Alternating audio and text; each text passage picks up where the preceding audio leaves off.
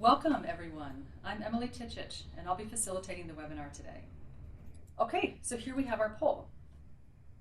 Before we jump into our content, let's see where you are in the process of selection and hiring. In other words, what brings you to tune into this webinar today?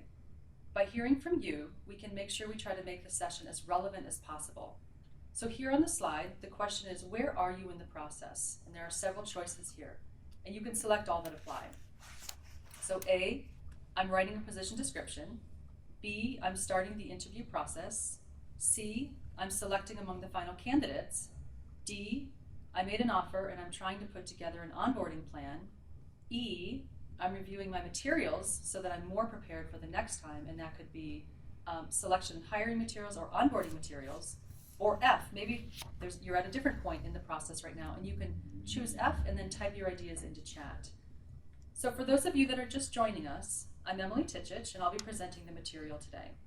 I'm joined by Amanda Wolford, who is also with Leadership and Talent Development, and toward the second half of this webinar, we'll be joined by two of our colleagues, Molly Gage and Katie Bittinger, from the School of Dentistry, to get some important perspectives on onboarding. While you're listening today, and of course for a more active learning experience, you can use the action sheet we provided for you in the reminder email or download it now. And you can do that by going to the link on the screen, z.umn.edu/action sheet. The formatting works best if you open it in Microsoft Word. You can use it to follow along, jot down notes. This also, of course, becomes your takeaway to help reinforce learning, and it's also something you can reference, both today and the future. So don't worry if you don't fill it out completely during the webinar. We'll point out opportunities for you to use the action sheet, but you can also look for the icon, and you see it there in front of you, on the slide, which will prompt you to use it. Great, so before we launch into the content, let's close the poll and let's see what all of you are saying. So where are you in the process? Oh, very interesting. It looks like many of you, 55% of you chose E, so reviewing your materials so that you're more prepared for the next time. I'm actually really glad to hear that, and I hope that the materials we present today and the way that we talk about the topics today helps you in reviewing the materials. I think this will be a good use of your time. I see many of you are starting the interview process. Great, that's a great time also to be thinking about onboarding. And then selecting among final candidates, great. Some of you are made an offer already, are trying to put together a plan. That's awesome. So wherever you are in the process, I think there'll be many takeaways today from today's webinar that will be very helpful. Please note at this point that today's webinar is not a repeat of the ones we had previously. So if you joined us for the selection and hiring or the onboarding webinars, it's not a repeat, but instead we'll be highlighting some of the best practices and resources that are available to help you in your work. Also, we'll be addressing some of the feedback we've received since we launched the selection and hiring and onboarding modules. So we always want to hear from you about how these materials are helping you or what questions you have, and always trying, again, answering those questions today and then with future materials as well. So today's webinar will have three parts. We'll start off with smart hiring, and I'll be talking with you about that. Our second part will be successful onboarding, and Amanda joined us to talk with you about successful onboarding. The third part, Katie and Molly will join us for the onboarding and orientation panel, and of course the Q&A with time permitting. So let's dive in. You know, of course, I've got this great statement written here on the slide. The ultimate goal of the selection and hiring process is to find a match between the position needs and the candidate's skills, right? I mean, all hiring managers or teams want to reach this goal. But we know there are some practices that work and some that don't work here. Let's take a look. So as I describe these, think about how you could implement any of these practices and jot down your ideas on the action sheet. So some practices that work include, first, analyzing the needs of the department and position.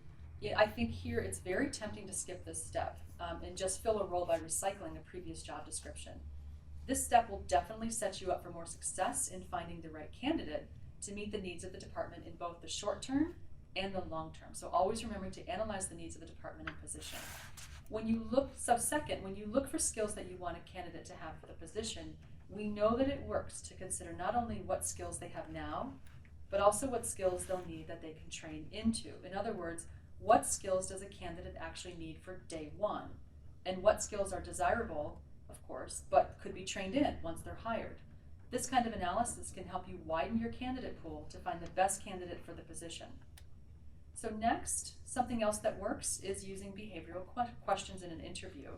This can help you identify concrete skills and experience a candidate has, rather than just speculating on how they think they would apply their skills to a situation or project. If you've joined us on webinars before or looked at our materials, you may be very familiar with the use of behavioral questions and what they look like. We'll talk more about these in just a minute. Something else that works in selection and hiring is acknowledging and addressing biases. This is crucial in the selection and hiring process. For example, have you ever found yourself wanting to hire someone because they're a good fit, or making assumptions about a candidate based on speculation instead of evidence? You're not alone if this is true. I mean, it's an easy trap to fall into, but it's a supervisor's responsibility to know how to get past these in order to make the best hiring decision. Finally, another thing that works is relying on data. This is wrapped up into all of these best practices. Like I said, asking for specific examples during the interview, basing decisions on evidence, and always working from data rather than speculation.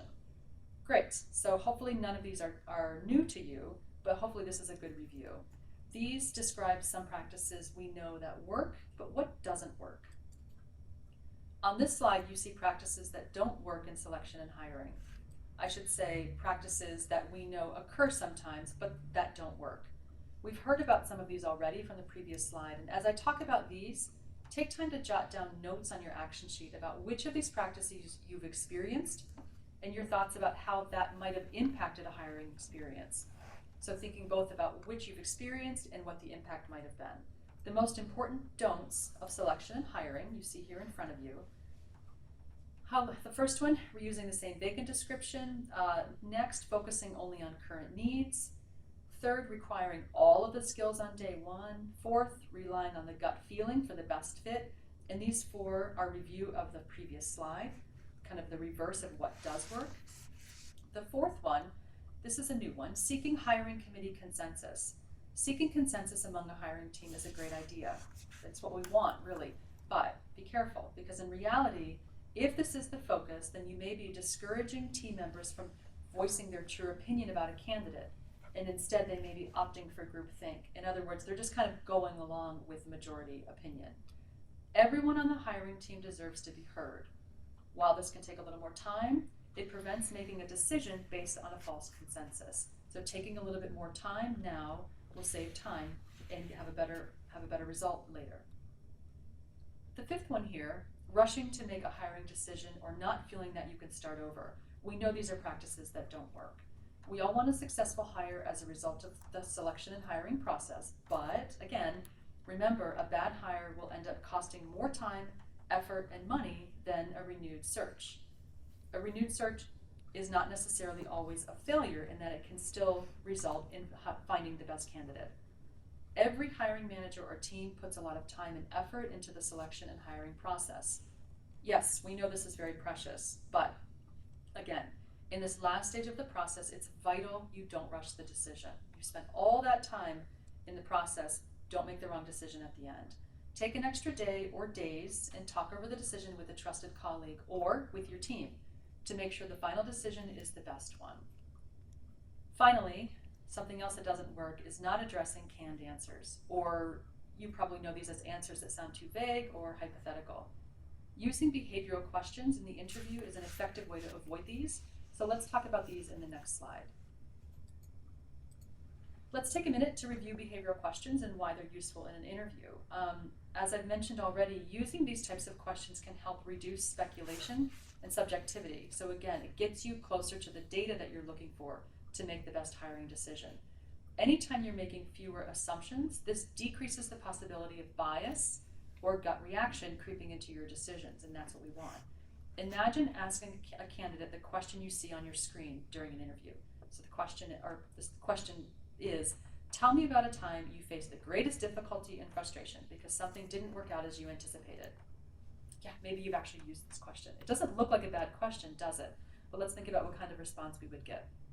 So this is a time you might get a canned answer, something like, oh, well, when I was faced with a difficult situation, what do? I try to gather as much information as possible. I stay calm, I analyze it, it's a learning opportunity, and I could go on and on about things that people might say to this kind of, respond to this kind of question. But let's think for a minute and let's be careful, because if this happens during an interview, it can be very difficult to get relevant examples to use in your assessment of the candidate's skills, knowledge, abilities. So always remember, and hopefully this is just a reminder, address the hypothetical with follow-up probing questions. And that's what you see here on the screen. Like, what was the situation? Why was it difficult or frustrating? How did you react to the frustration? What did you do to resolve the situation? How did things turn out?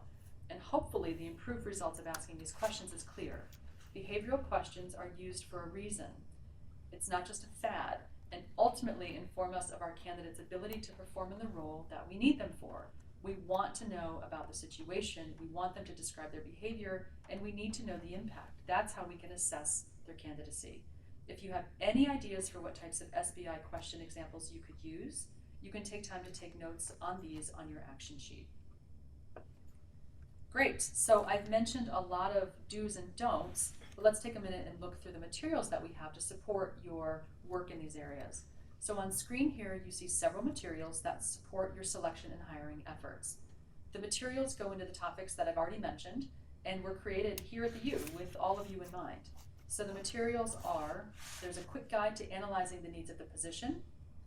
There's an analyzing the needs of the position worksheet. So if you're in the process of thinking about posting a position, this would be a great place to start. There's also a quick guide to preparing for an interview guide, and an interview template. So if you're thinking back to those behavioral questions, like what are they? How do I use them? What might they look like? Which questions might I want to use? That would be a great place to start too. And then of course there's a quick guide to making a hiring decision. So if you're in that stage of the process where you're looking and evaluating your candidates, this would be a great quick guide to review. These are also linked on your action sheet, and you can find all of these documents in Module 7. You can see it there at the top of your screen.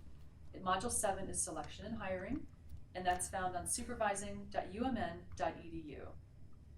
At this point, I'm sure you have a ton of questions. Please keep entering those into the Q&A panel, and we'll look for those in a little bit.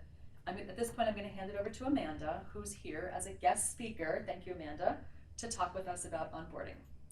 Thank you, Emily. Hello, everyone. It's good to be back as a guest speaker. So I'm just going to talk a little bit about onboarding, and let's just make sure that we all have an understanding of what onboarding is, or our definition of it. So after an employee accepts a job and prior to them starting, onboarding is the process of transforming them into a fully functioning member of your team. It starts with an intentionally thought out plan for the transition and then tailoring it for the specific level and position of the new employee. And the goal is, and always should be, to sustain their excitement and their engagement and shorten the time for them to become productive. So let's take a look at what works for onboarding. Remember that you can also take notes on this on your action sheet. Take notes about which practices you could implement the next time that you have a new hire. And as I was observing the chat, I was seeing that a lot of people are there. They have a new hire that's starting tomorrow or starting next week. So think about this. The first step is really to plan early.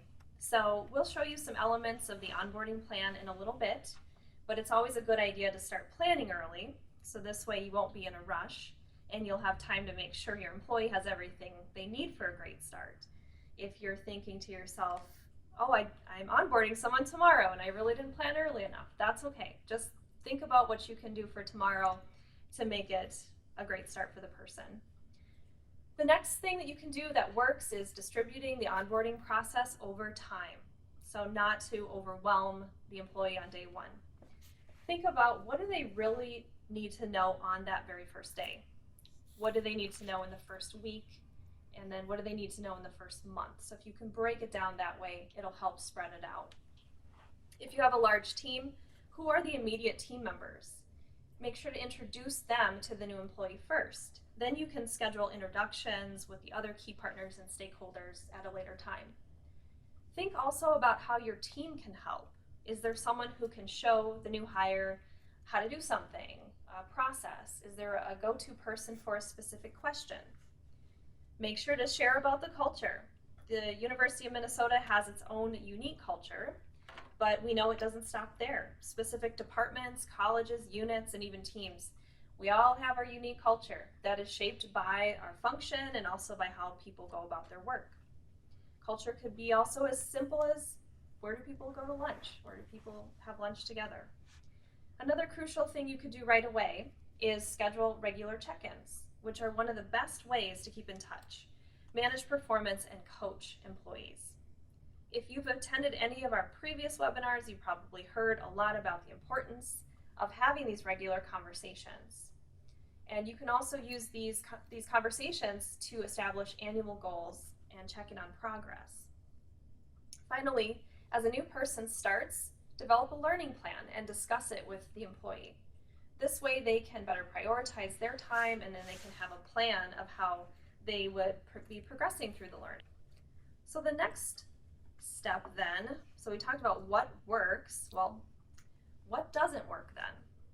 So again, continue to take notes on your thoughts on your action sheet. So obviously, what doesn't work is not having a plan at all. Hopefully you've not been there. You walk into a new job and you have nothing to do. You have no desk, you have no telephone, whatever. Just think about having a plan and you're on the right track. Also, what doesn't work is trying to cram as much as you can on that first day. Again, we kind of talked about that already with just trying not to overwhelm people. What do they really just need to know that first day? Using orientation as onboarding is also something that doesn't work.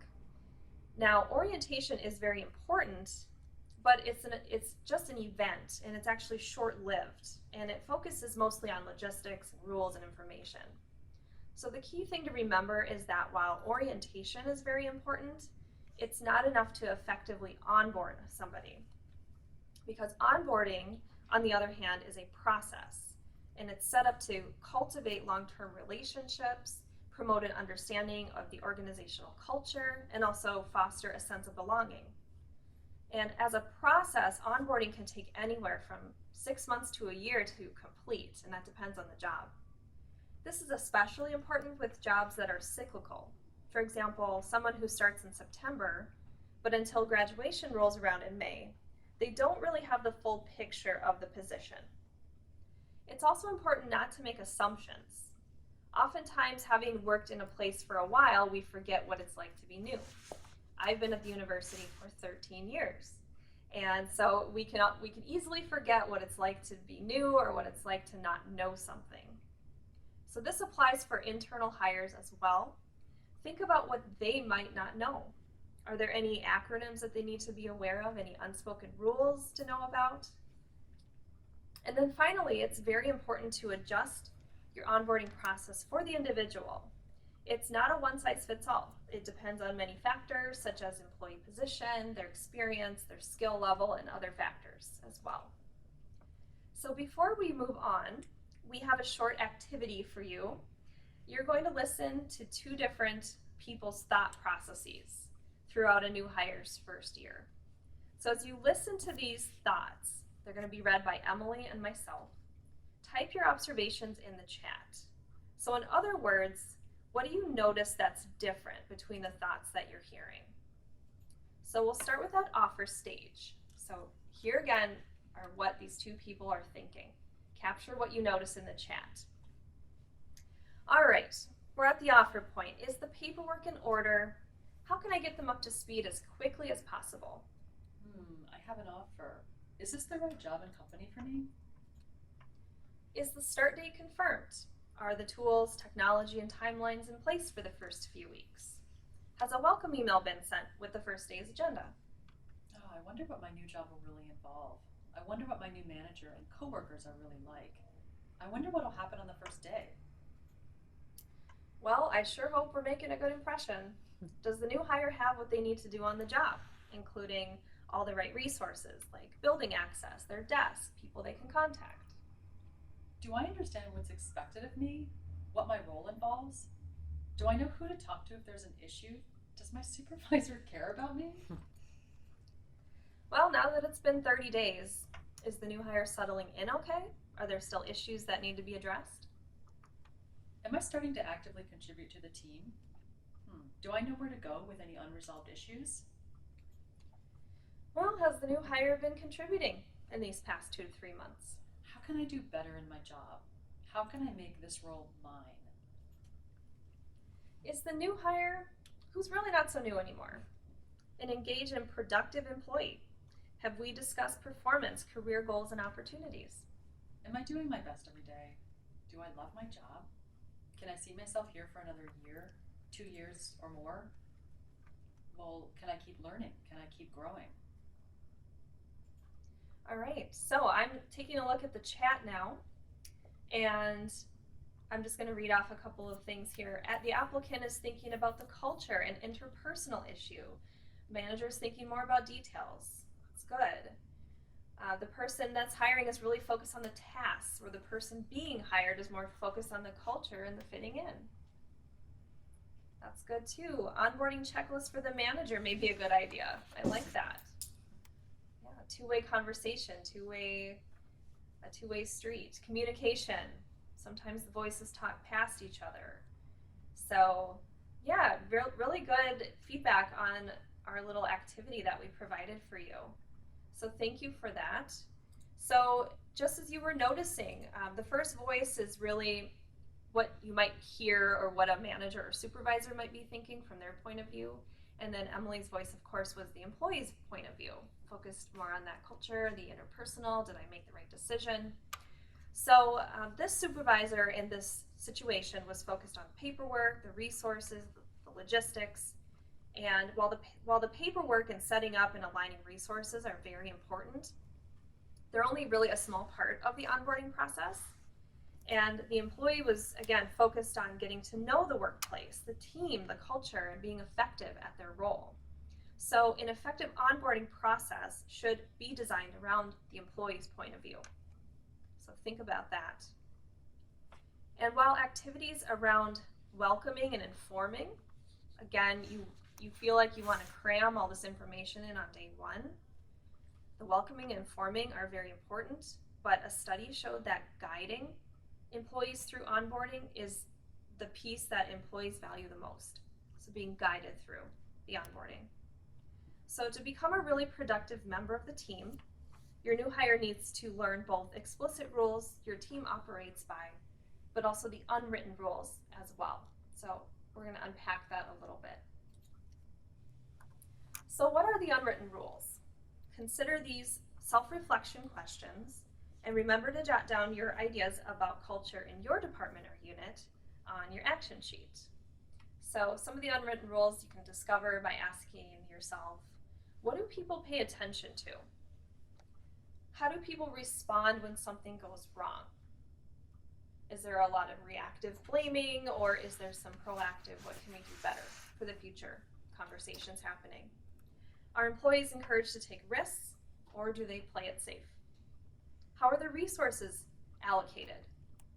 Who are the most respected leaders, and what behaviors do they demonstrate? And how are employee contributions recognized? So answering these questions can help you assess the culture of your department, college, or unit. There is not a one-size-fits-all because it depends on many factors, but for the onboarding process to be effective, the important thing is to not just let employees run into culture. Make sure to share both the positive and the challenging aspects of working in the environment that they'll be in. We have the organizational culture and onboarding quick guide that goes into more detail on this, but let's bring it all together on the next slide. So to sum up, effective onboarding plans address the following elements. Communication. So a lot of you in the chat were noticing the difference in communication and the thought processes. So this really starts with that first email or that point of contact way before they even step in the door for their first day. Resources, making sure that they have what they need to do their work. Any compliance considerations, organizational culture, or of course the rules, both spoken and implicit, that your team operates by. What are the expectations or goals? And then of course relationships. So connecting new employees with other team members and stakeholders that they need to know or may need to work with, frequently or not, to be successful in their role. So we've touched on much of this content briefly today, but I want to make sure that you check out these key resources. So included on the Supervisory Development course website, there's an onboarding worksheet tool. The 6 plan elements that I just walked through are listed along with corresponding questions to consider when building and tailoring an onboarding plan. I also mentioned the organizational culture and onboarding quick guide, which goes into more detail about these 6 elements. And then the new employee conversation guide. This encourages new employees to ask questions of you as a supervisor, of their peers, and also questions of themselves to get at their experience and how are they moving along in their onboarding. It also contains recommended to-dos and timelines, and we would have you consider sharing this guide with your new employee even before they start, and then incorporating some of the topics into your regular check-in conversations. The conversation guide starts with even before they begin, and then it goes all the way up to the first year with tips. So it's a really good resource. These are also linked on your action sheet. And with that, I'm going to turn it back over to Emily. Thanks, Amanda. That was great. Great to have you back. Thank you. So you might be wondering, those of you that are listening, you might be wondering, okay, so what can I do? I mean, depending on where you are in the process of onboarding or hiring, you might be thinking about what you can do. So at this point, we're going to hear from our experts, our local experts, Katie and Molly. Thank you so much for joining us. We're super happy to have you here. Glad to be here. Yeah, great. They're going to talk a little bit more about their experiences in School of Dentistry and how their HR department has helped to improve their onboarding process. So if you're in a college or department that doesn't have a supported onboarding process at this point, I still encourage you to listen and think about what small steps you can take to improve your onboarding process in some way. As you're listening, feel free to submit any questions, of course, that you have in the Q&A so we can address whatever you're wondering about. You can also jot down notes on your action sheet. Great, so with that, let's get to hearing from you guys. So first, if you would please tell us a little bit about, about your work and about your unit. Sure. So over at the School of Dentistry, we have about 600 employees and 250 faculty. To support all those employees, we have 5 HR team members, and we use the HR business partner model, so we have each individual team member supporting those major departments. As for our onboarding process, each HR partner will handle the hiring process up until first day. And then from there, I'll take over. I'll host orientation every other Monday. And then after that, we kind of let the new employees go to their supervisors, and then they take over from there. As far as our program, we have about 5 employees per month join the School of Dentistry, so kind of small, but since we started this program in January of 2018, we've onboarded about 70 employees, a little bit more than that. So great, thanks. Great, so that's a nice overview for us. So I know that you've been working hard to work on the onboarding and orientation process in your department, in your college. Could you tell us about what it used to look like and why you decided to overhaul it? Because I think that's something that would resonate pretty highly with our audience. Thinking about what are the things that we're looking for when we think, do we need to revamp? Definitely. Before we revamped everything, it was very much on the own HR partner's plate to take care of the onboarding process. So everyone had their different ways of doing things. Because of that, it was a little chaotic, a little disorganized. Each HR partner would spend a lot of time working with our supervisors to say, who's going to do this? Do we have this paperwork ready to go? Just kind of triaging what was going to happen before the employee got there. Since they spent so much time kind of figuring out who was doing what, that left a less time for them to focus on the employee experience when they first started. So employees would kind of get there and not necessarily know exactly where to go, or it was just a lot of back and forth with employees and the supervisors and the HR partner. So that was kind of what had us reconsider the process and redo things. That confusion? Yeah, and the then confusion. It also sounds like it was very much kind of what Amanda just mentioned about very much of that employer perspective to that onboarding and orientation, rather than giving a little bit of space to put yourselves in the or to put your supervisors in the shoe of what the employee is going through that first day. Definitely. I think we were hearing from supervisors and our hiring managers that there was a lot of opportunity for us to support them better in the process, so being really responsive to what their needs were, and that, as Katie was saying, the role clarification really eased the process or the implementation of a successful orientation program, so that the supervisors understood what we were going to be doing for them and how we were going to be supporting them, so that they could focus on the other onboarding pieces too. So Thank you for saying that. That seems like a really important clarification. You know, not maybe people are already doing work in orientation and onboarding, but they're not. The roles aren't clarified. So there's a lot of chaos, confusion, just extra work put into kind of clarifying that every time someone's hired. So, and I know that you guys standardized your work in SOD, like you said. So I'm curious too, and I know because we've talked about this, but I'm curious about how. Did any of the SDC onboarding materials assist? And I'm not just trying to pitch SDC materials here. I really am curious because we work hard to create the materials and to make them useful. Were there any materials that were especially useful, and if so, how did you use them? Yeah, we used supervising.umn.edu a lot when we first started planning things. Personally, I used it to just kind of wrap my head around the whole process and get a handle on things. But we also found one of the webinars, and we invited a group of supervisors to come view it with us, and we all watched it and then had some discussion afterwards to respond and kind of find out what's important to us and what we wanted to include in our future onboarding. To clarify, that was probably the onboarding webinar?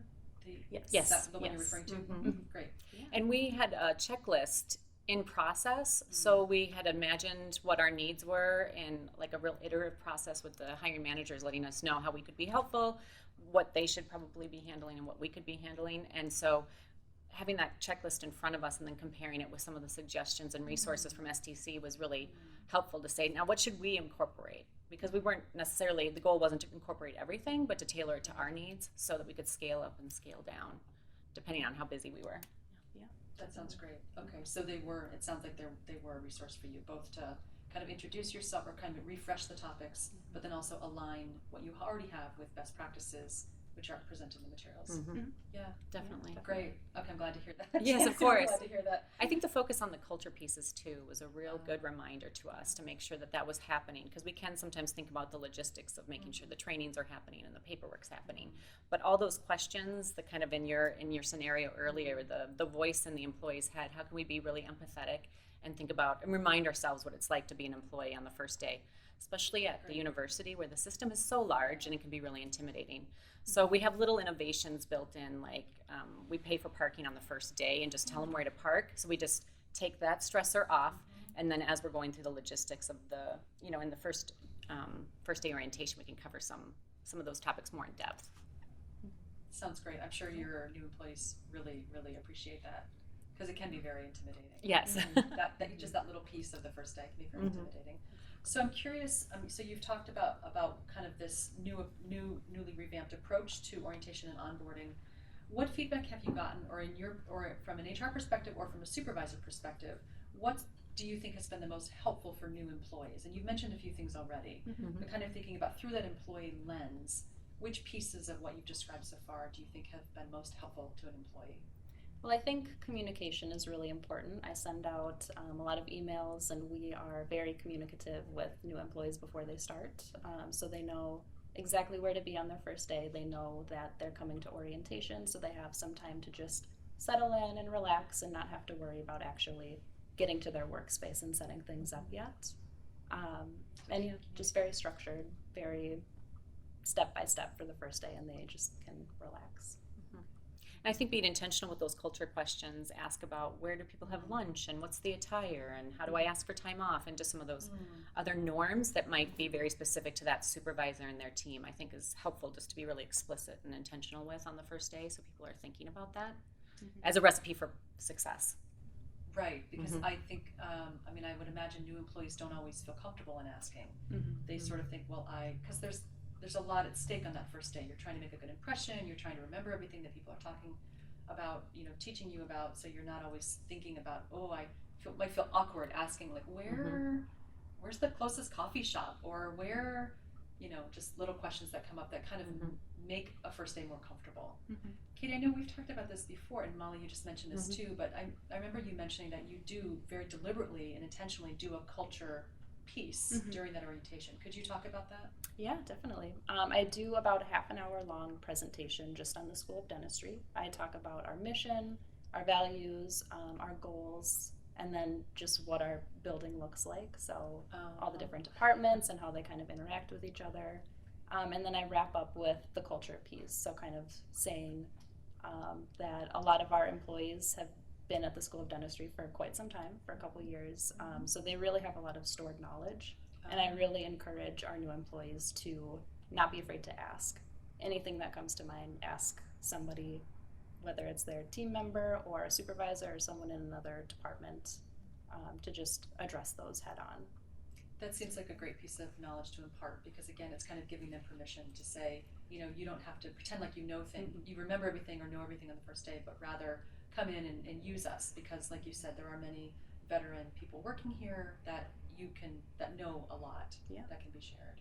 Super interesting. So my next question then is kind of the flip side, which is, you know, through this revamped process and this more structured, organized approach that you're taking to orientation and onboarding, what do you think has been the most helpful for supervisors? You know, through the supervisor lens, what have you heard or what have you seen? You know, how has this benefited or helped or supported them in some way?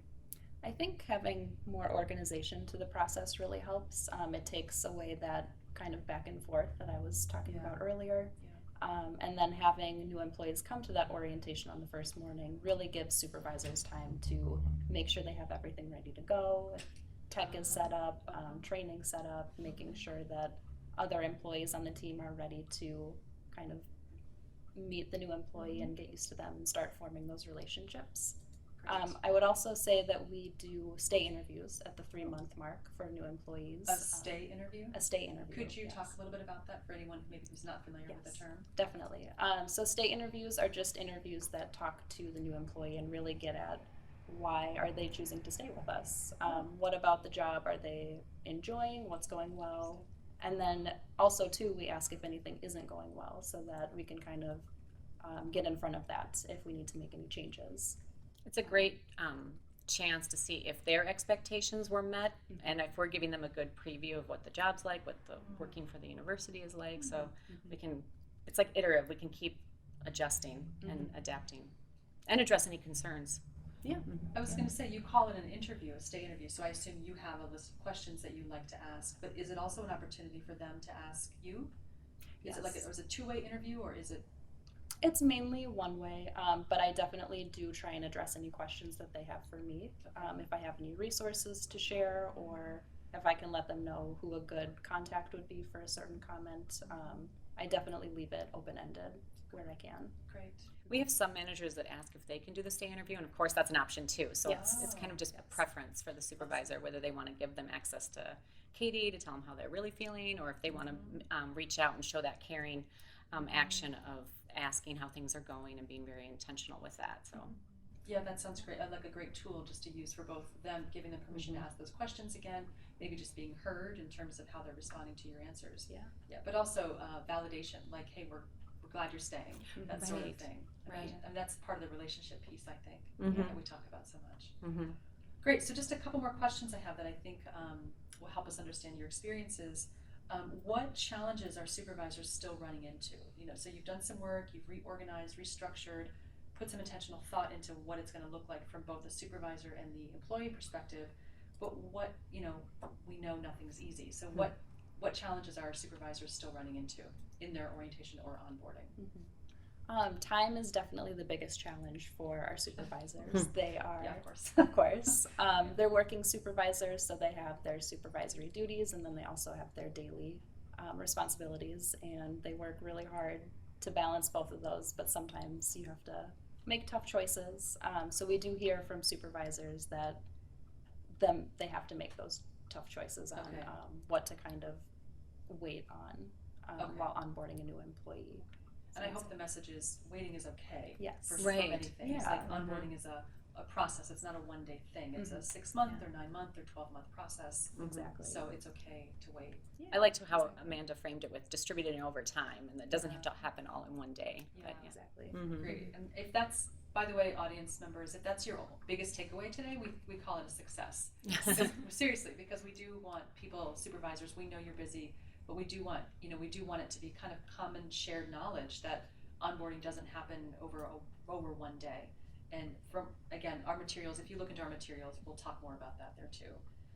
So you've talked about the orientation. I was wondering too, again, for our audience, in your opinion, and also from your experience, but also from what you've seen with your supervisors in your college or in your school, what do you think supervisors should do for onboarding to pick up where your orientation leaves off? So after you've oriented them to the school and maybe to campus, to the U here, and talked about other important details, what is it you think supervisors should do kind of at that touch point?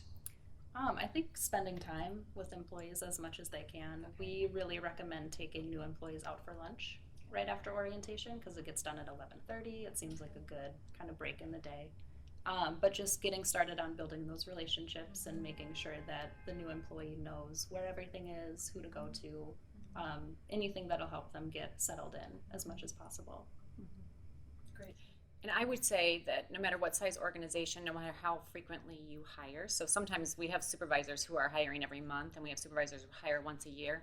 I think if you were to scale something, the core would just be make sure you're finding ways to ask employees how it's going and that their needs are being met, whether that's before the first day, on the first day, or after. If you're just in touch, and it says a lot about the culture, and it's also very effective just to ask them how the work's going and whether they need anything. That seems like common knowledge. Yet we know people don't always do it. Supervisors don't always maybe remember or feel comfortable. And I or assume the employee will say something if there's an issue. Yes, thank you. So I think it's important to kind of level set even with that small bit, just to kind of say, if you're not doing it, or you could always do more. You could always do more. Always do more. Yeah, because I think, Katie, this goes back to that, like taking a new employee out to lunch. Yeah. Oh, that sounds great. We'll take you out to lunch. We'll make you feel special, like on that one day, right? But then, do you ever check back in that casual way? Not always, maybe not always in the one-on-one check-ins you're having, but even in the morning or any other time during the day or whenever your paths cross. And I remember you guys saying earlier, you can't work on those relationships enough. Like it's that communication and that feeling like your supervisors care about you or are invested in you in some way really can go a long way in making someone want to stay here at the U. Yeah, and it's contagious. By HR being supportive of supervisors and supervisors being supportive of their employees, it kind of creates this expectation that we're a supportive environment. That definitely sounds like a best practice. So great, thanks you guys. I'm sure there's a ton of questions coming in from our audience, so if you do have questions, anything, whether it's specific or general, feel free to post those into the Q&A. We'll get to those in just a minute. But before we finish our official panel, I would like to ask you kind of for a final thought. So what's one piece of advice you have for supervisors who are thinking about wanting to improve their onboarding process, regardless of what their department or unit or college looks like? But what's one piece of advice you have for them in order for, like, maybe where to start or what they should need to be thinking about? Because it's an overwhelming process. If there's so many moving parts. There are, yeah. But there's always a place to start or something to kind of frame your approach. Do you have any final pieces of advice? Yeah, I would say get organized is probably the most kind of map out what you need to have and what you want to have and just kind of prioritize based on what you need. That's kind of the approach that I took, so I think it works. So organize and prioritize what it is you need. Okay, yeah. That sounds like great advice. Molly, what do you think? I would say anticipate the needs of your employee. So if you want to take that empathetic approach of thinking about what it was like to be a new employee, if it's been 13 years or 10 years, ask a recent employee, what was it like? What do you wish had been different? What could we be doing more of? Just get in touch with or close that empathy gap and just think about, anticipate those needs, because it signals so much like intention and caring and competency, frankly, if you are being very intentional with anticipating people's needs. Great. Great advice. Thank you so much for joining us today. Yeah. So at this point, we're going to move into the Q&A. And now that we've talked to Katie and Molly, it's clear that their School of Dentistry onboarding process is anchored in this kind of organized orientation from HR. And we know a lot of you may not have this type of HR support, but if you want to improve your onboarding process, the things you should focus on are approaching your HR lead to talk about what orientation already exists. And I think this goes back to that organized piece that Katie talked about. And then asking around to see what other supervisors do for their orientation and then their subsequent onboarding. So, great. So hopefully that was useful, and you've got lots of questions for us. So at this point, it looks like we've got about 5 or 6 minutes for some Q&A, so we'll move on to those now. And again, it's Amanda and I, Katie and Molly are all here to answer your questions. So I'll take I think the one that's in my queue is, do we have examples of stay interviews? Definitely think of Katie as the resource. If you'd like to see some examples, like her 10 stay interview questions, but off the cuff, I can tell you that we have 3 questions that we're using as a benchmark of whether we're creating a respectful, welcoming environment that's inclusive. And so some of those questions around, do you feel respected? Do you feel like your contributions matter?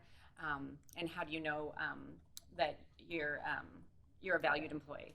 So I think I muddled those a little bit, but we are using 3 questions through our exit interviews, our stay interviews, just to set the expectation of what we want to be as an organization. Yeah, and as far as the other questions go, we ask things like, what do you look forward to most when you come to work? What are some challenges? What can your manager do to best support you? What are you learning here and what do you want to learn? And then any kind of development opportunities, and then just very to the point, why do you choose to stay here? So those are just a couple examples. Again, those seem like such kind of common sense questions, but I wonder, are we ever asking people that? We might be asking them, how's your project, or something else about the details, but are we ever asking them, like, what is it you look forward to when you come to work? We say that we should be recruiting our employees every day, and if you think about it, you're making like a micro decision every day whether this is a good place to go or not, and whether you should be looking or whether you should be staying. So I think that's a real psychological reality that we need to be in touch with, that people are choosing us every day, and we want them to be. Great. I see some other kind of more detail-oriented questions about kind of what you guys were talking about, if you'd be willing to take any of those. Yeah, Interesting.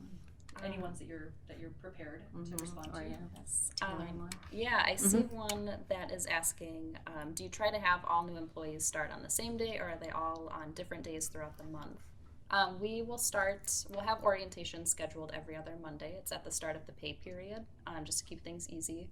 We try to encourage supervisors to start their new employees on that date, but if it doesn't work out or if there's a conflict or anything, we'll usually just have the new employee come up on their first day to HR and take care of I-9 and some paperwork, and then we'll just invite them to the next session whenever that might be.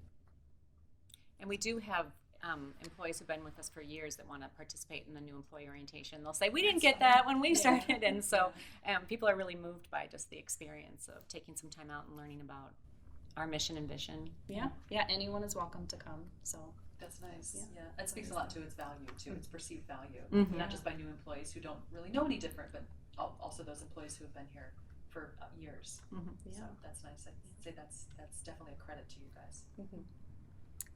I also see one about giving more specific examples of onboarding successes or challenges. I would say for challenges, I think training could be kind of a large challenge. We do have different kind of areas of training. So we'll have our clinical trainings, we'll have financial trainings, and then some of the more advanced training. And I do try to have everybody get their clinical training done during that orientation, but we don't have anything in place for financial training, and that can kind of be really confusing if you're new to the financial training courses here at the U. So I would say that's still an ongoing challenge, just figuring out how to best convey that information for all of our new employees. So. Great, thanks. And I also see some other questions here that are a little bit more generalized that I think Amanda or I could address. Yeah, the one about hiring for a number of positions that will be remote, working in greater Minnesota. Are there resources or best practices for that situation? Excuse me. So I would say whenever possible, is there any way that you could have the person or the people come on site for right away? I know it's a cost, but if you think about if onboarding doesn't go well, then they might leave, and then you've got the cost of the turnover. So if at all possible, try to have something in person to make those connections, make those relationships. And if that's not possible, try to use technology. Can you do a Google meeting, I think is what it's called now. They keep changing it. But just try to make that human interaction, if at all possible. And then, of course, just being really planful and just making communication your number one with anybody who's going to be working remotely.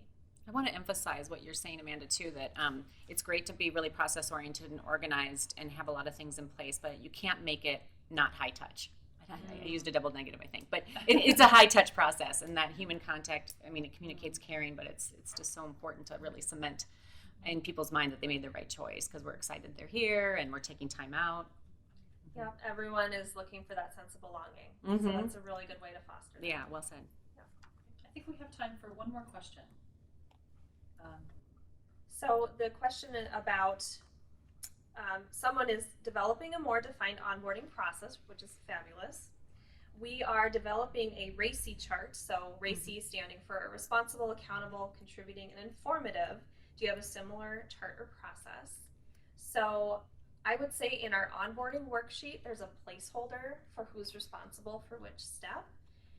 But it might be a good idea to take that to the next level. We have some additional resources in the Leading Teams module, Module 4 of Supervisory Development course, with some tips, not necessarily for onboarding, but for how to divide up the task roles or responsibilities. So definitely take a look at our worksheet and then look in our Leading Teams. But you may just want to take your RACI chart to the next level too. Great, thanks everyone, and thank you everyone for your responses, and also thanks for your questions. We really value these because it lets us know kind of where you are and what you're thinking about as you're listening to a lot of this content. So we've introduced a lot of ideas today. Hopefully there's something that was useful for you or important.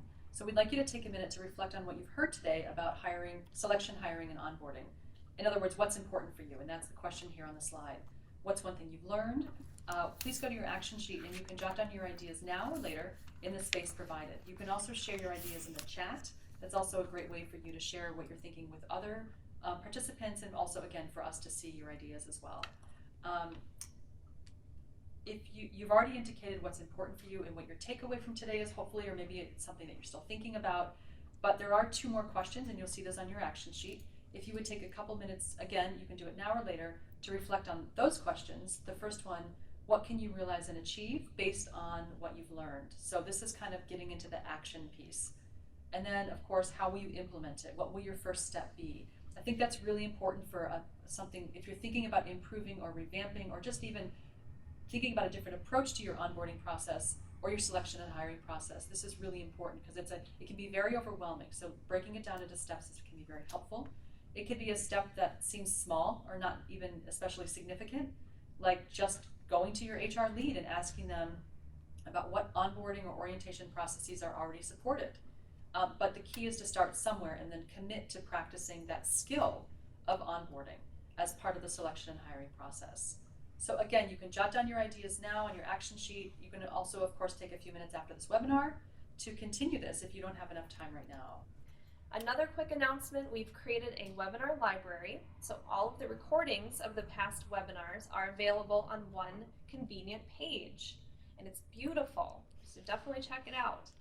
Also, each webinar recording page has the Training Hub completion option, yes, even for the recording. You can get your completion for watching the recording. So exciting. An action sheet, a podcast option, and all of the relevant resources linked from within that page. And finally, we were going through this content rather quickly, so to learn more, you can explore the Supervisory Development website at supervising.umn.edu, where we have quick guides and other resources that you can download or view for your reference. We reference multiple quick guides that you can find there anytime, as well as a recording of this webinar. And the webinar recording will be available next week on the webinars page, the new and improved fabulous page we just talked about, and you will receive an email with a link to the recording. Thank you everyone for joining us, and have a wonderful day.